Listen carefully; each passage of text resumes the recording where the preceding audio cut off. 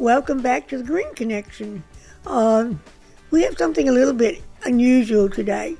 The printing press, which was invented by Gutenberg, the first thing he got hot off the press was the newspaper. And it printed and it made the headlines, and they improved them, and pretty soon you had books and all sorts of things. And that was in the last early century. So now we're going to talk about a new look in printing. It's 3D. A 3D printer can do just about anything you could possibly imagine. So instead of ordering a newspaper, you can order your house, your car, your dentures, all on 3D. What is 3D exactly, and how does it work? And I've watched the videos and looked at it, read a lot. I still don't know for sure how it works. It's like magic. But let's take a look and see how the 3D printing actually works. 3D printing technology is already changing the way we produce objects, from tools and toys to clothing and even body parts. 3D printing is part of a process known as additive manufacturing, where an object is created by adding material layer by layer. Additive manufacturing allows designers to create complex parts for machines, airplanes, and cars at a fraction of the cost and time of standard means like forging, molding, and sculpting. Now, smaller, consumer-friendly 3D printers are bringing additive manufacturing to homes and businesses. The first step in 3D printing is to create a blueprint of the object you want to print. You can use modeling software like Blender to create your own designs, or you can visit websites like Thingiverse or Shapeways to find objects other users have 3D modeled. Once you have a finished design, it's time to send it to the printer. Some printers, like the MakerBot Replicator 2, have renewable bioplastic spooled in the back of the device, almost like a string. When the printer receives the data, it pulls the material through a tube, melts it, and deposits it to the plate where it instantly cools. As you can see, the 3D object is created through layering, where the printer will add one layer of the object at a time until you have a fully formed structure. The most common material used in 3D printing is plastic, but the use of some other materials allow for the creation of some pretty amazing products beyond simple tools and toys. 3D printing food is becoming very popular, and additive manufacturing has allowed for the creation of some pretty intricate treats. In the medical world, doctors are testing biomaterials for regenerative medicine. By using a patient's cells, doctors could 3D print small body parts like ears and noses. Some surgeons have even tested 3D printed organs for transplants. Recently, giant 3D printers in China printed 10 houses in just one day and at a cost of less than $5,000 per house, proving just how cost and time-efficient 3D printing can be. 3D projects, Icon in Austin is one of the leaders. In fact, they built the first 3D home in Austin. They did a 3D homeless village, and they also are experimenting on sending things to space. That'll come later. Some of the projects that Icon is working on, projects that Icon, which as I said, built the first 3D house for the tiny village in Austin, which is the first 3D community for the homeless. They have housing, 3D livable housing, and there's more projects opening every day in different cities. They have so there's more housing, and actually they're opening a new village in partnership with a builder. The interesting thing about 3D building when it comes to construction is that the builders are going to change their way of living or of building. What's going to happen is that printers can buy a 3D printer and actually produce the materials on site. It saves water, it saves time, it saves waste. Actually, the principle is it's like putting whipped cream in a cup or when I say a toilet bowl, it rolls right through and it comes out in a round way, and it gets to be used stacked. Takes very little. You can do a house that would take several months and finish it out in about 2 or 3 days. In Copenhagen and Denmark, they use concrete. Here, they use other materials in it. It can be done with concrete, but they're using other materials also. One of the things that NASA has done, more people have been taking private trips to the moon, are going to be having hotels for them, or at least a place to stay. The new housing that they're looking at for visitors and for the astronauts themselves that would last for a year are actually a competition with NASA among the 3D printers, and we'll look at what they're going to be doing on Mars a little later. Tiny houses for the ones in the homeless village in Austin, the tiny houses ranged about a little less than $4,000 a house. That included a bedroom, a kitchen, a little living area, and the most important thing, because it is a community, is a big front porch, surrounding front porch, so that the homeless get a whole new view on life. They have friends and neighbors. There's a community center, and all of it was done with 3D printing, and we designed 4 icon by B, I believe it's called Big, the architects, and the tiny village for the homeless is being adapted in other cities. And I would think that would be a good idea for San Antonio, because San Antonio has a problem with the homeless, and the homeless can't help. There's no place, and as living becomes more expensive, something like this could be very helpful. Another thing that you'll be surprised to know that they're going to be building your next car on a 3D printer. Can you imagine that? Before, the printing showed the car on the newspaper. Now they're going to show it in the flesh. Let's take a look at what they have for the supercars. We're starting a revolution to liberate us from the cost and the environmental damage of how we make cars. I've got in my backpack here the first product of that new technology base. It's incredibly light in both its weight and its impact on our planet. So what do you say? Let's go build the world's first 3D printed supercar.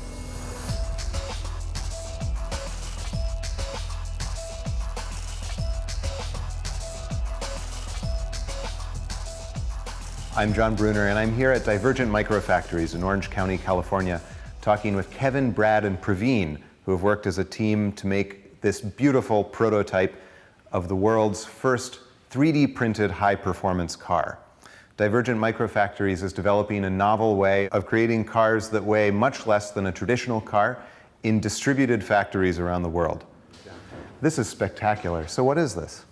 This is a car which has been designed to be manufactured out of 3D metal printed nodes and carbon fiber tubing.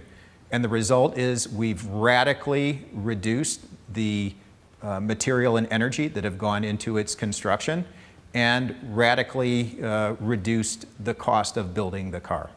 so what we want to do is take the first prototype, which we quickly built, which shows the functionality of that approach, and around it build all of the design elements and manufacturing elements that would allow us to scale up to an annual production of 10,000 vehicles.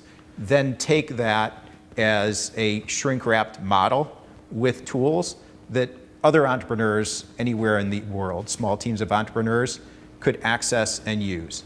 So you use our node technology to build up the underlying chassis, and then you can use, again, 3D printed technology to build up composites or metal-shaped bodywork that gives you that outside shape that you're looking for. So we come back again to the notion of a platform where DM has done all of the hard work of developing the engineering, exploring its strengths and limitations, and then produces a platform that someone who doesn't have that expertise can build on top of.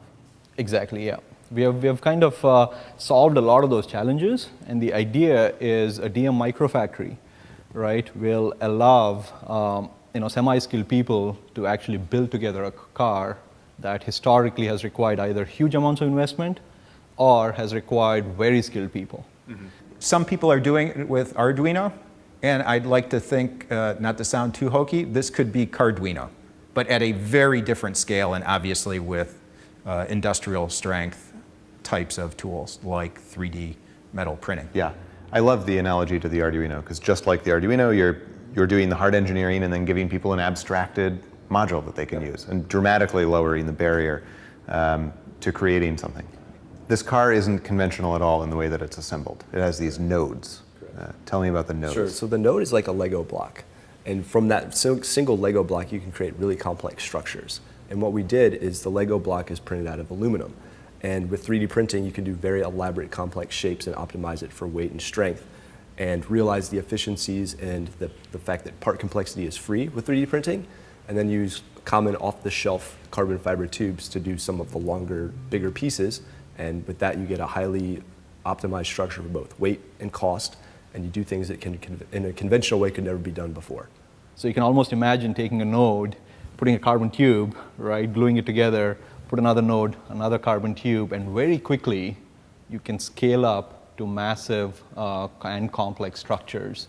Within the last year, this technology has really come to a point where we can actually make a car out of it. I think within the last 9 months, it's actually become physically possible.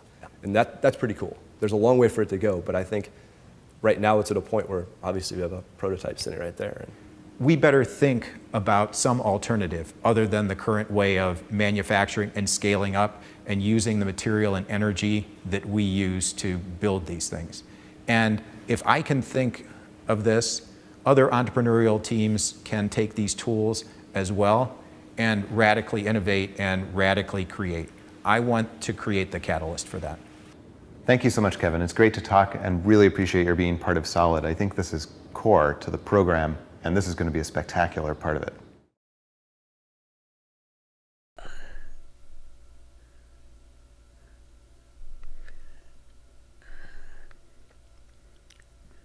The world's smallest, or first smallest house in Austin was met by the world's, according to the Guinness Book of Records, the world's biggest 3D building in Dubai.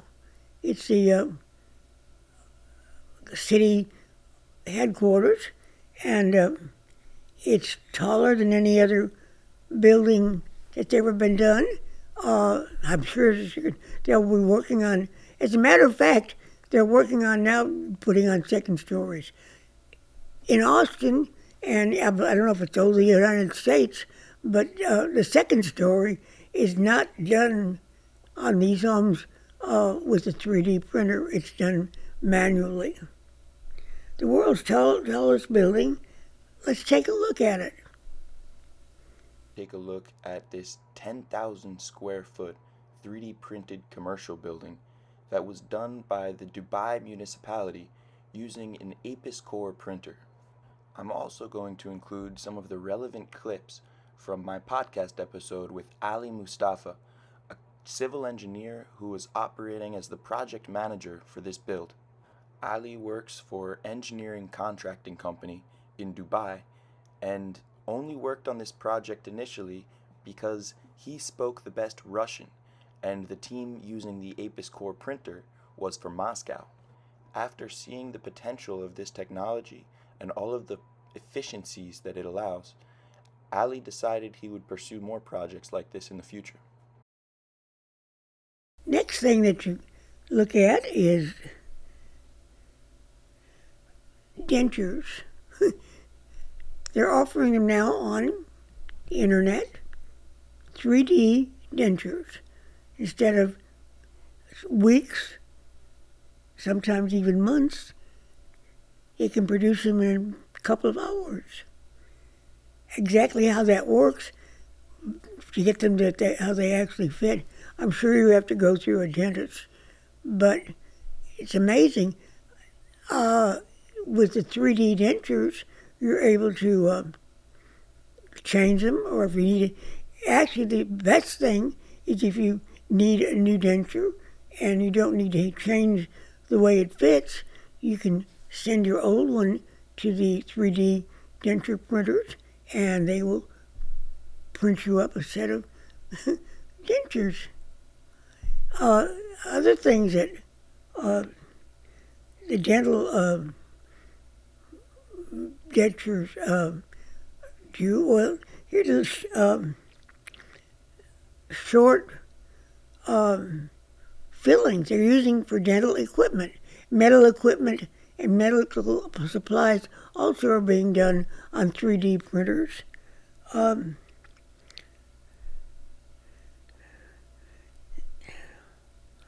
The 3D printers in fashion, if you look on the internet, you'll find that the 3D printer shoes, I don't have a video on that, but they're very, very well designed and very different. You can find them at 3D shoes on your internet, on Google. The shoes, like I say, they're sort of like mukluks, but they have wonderful designs. In fashion, it brings a whole new look to fashion. It produces, the 3D produces crocheting, different elements that give the garments not only texture, but it gives it a little bit of 3D life. And it's all done on a 3D printer. And there was a fashion show that tells you a little bit about what 3D printing does in fashion.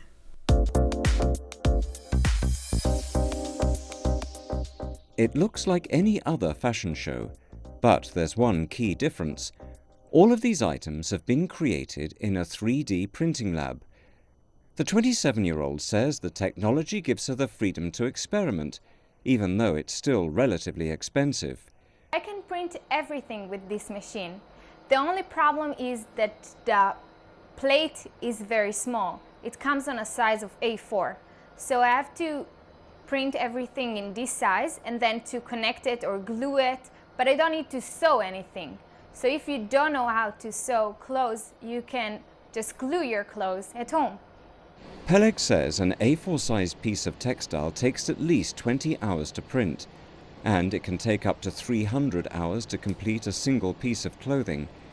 However, she expects the technology to revolutionize fashion design, especially as the clothes can be machine washed. This technology, the home printer, let us, all of us, to be able to wear this kind of stuff.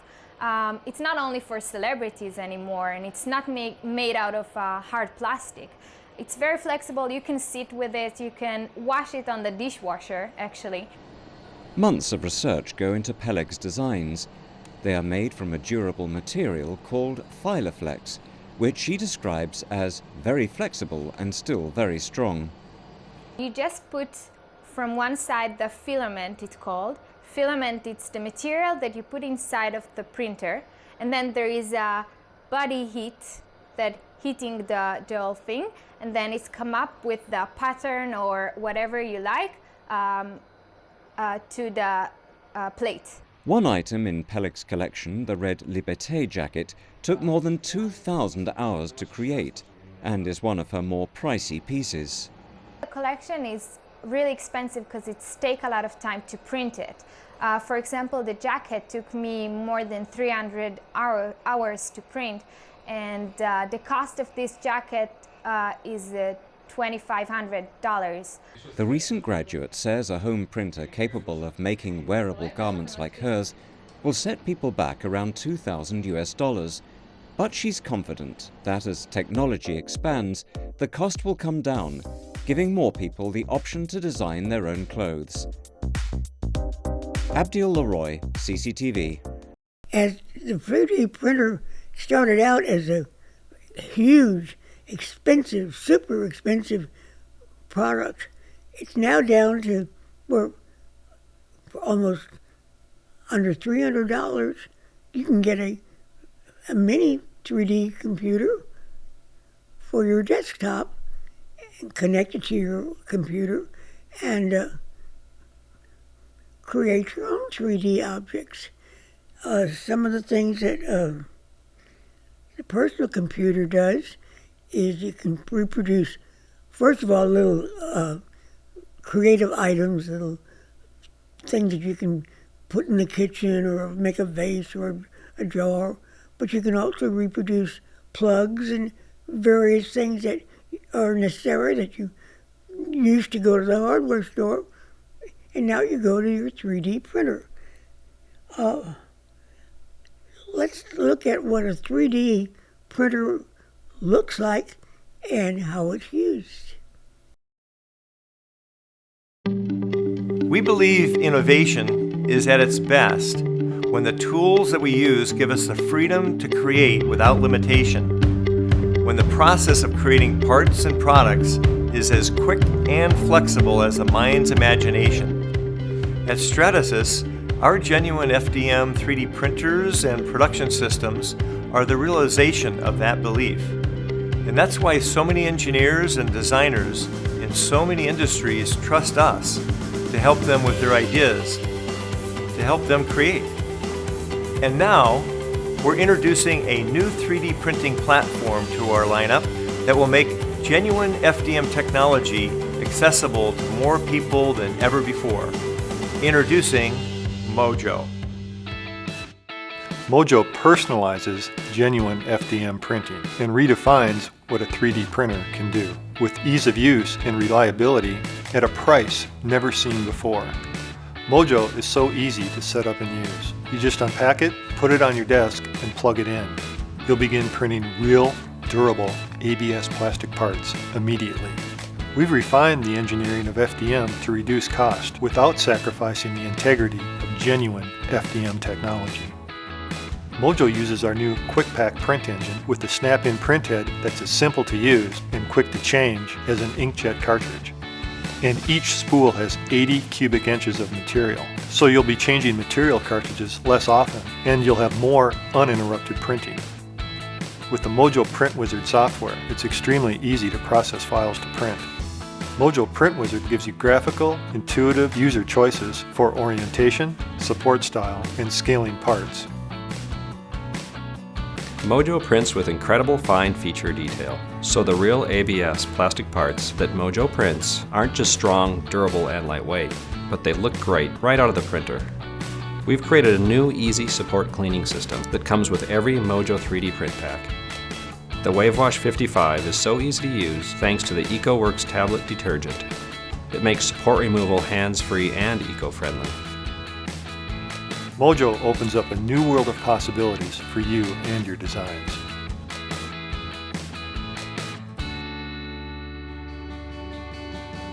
Stratasys introduced the world to genuine FDM, and with Mojo, we're bringing the genuine FDM experience to more people than ever before. We've made a printer that is faster, easier to use, and is more affordable than any other genuine FDM printer in the world. Innovation is about new ideas. It's about change. We believe Mojo changes everything.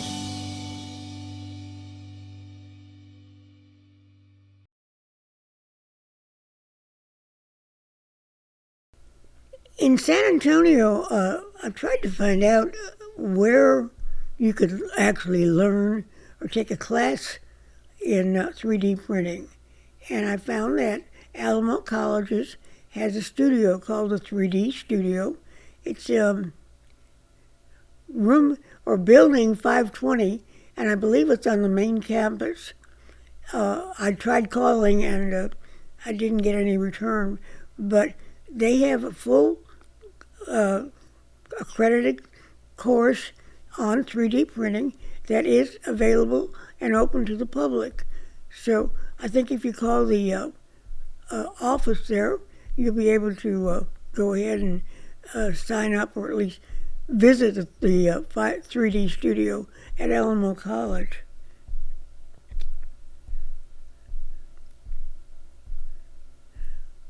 What happens in the future with 3D? Let's take a look at what's happening maybe on Mars.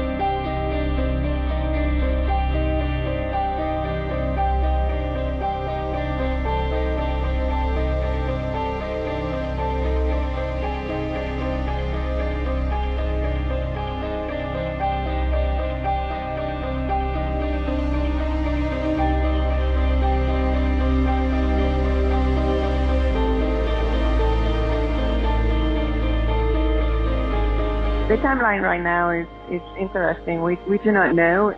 There's a lot of commercial interest that might get us to Mars a lot earlier. But realistically, I think somewhere around late 2030s, which really is not that far away.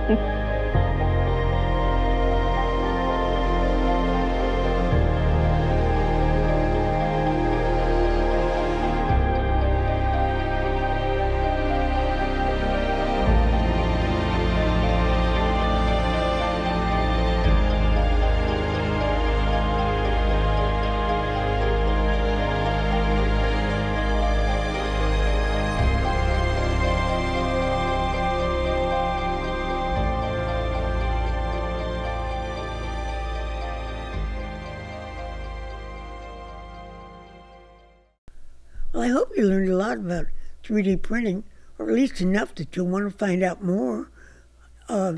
It's a whole new process.